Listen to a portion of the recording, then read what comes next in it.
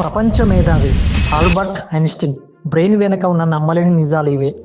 1879 మార్చి 14న జర్మనీలో జన్మించిన ఐన్స్టీన్ చిన్నప్పటి నుంచే విశ్వ రహస్యాలపై ఆసక్తి చూపించాడు.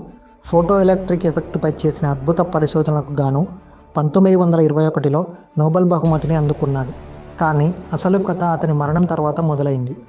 1955 ఏప్రిల్ 14న ఐన్స్టీన్ మరణించినప్పుడు ప్రిన్స్టన్ హాస్పిటల్లో పనిచేసే ప్యాథాలజిస్ట్ థామస్ హార్వే అతని కుటుంబ అనుమతి లేకుండా అతని మెదడును తీసేశాడు. ఎందుకంటే ప్రపంచంలోని అత్యంత మేధావి బ్రెయిన్లో ఏమి ప్రత్యేకత ఉందో తెలుసుకోవాలనుకున్నాడు.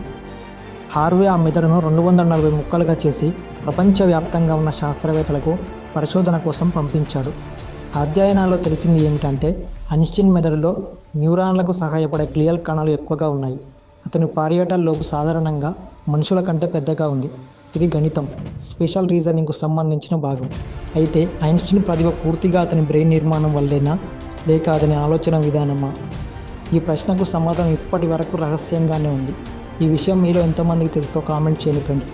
అలాగే మన ఛానల్ని తప్పకుండా సబ్స్క్రైబ్ చేసుకోండి.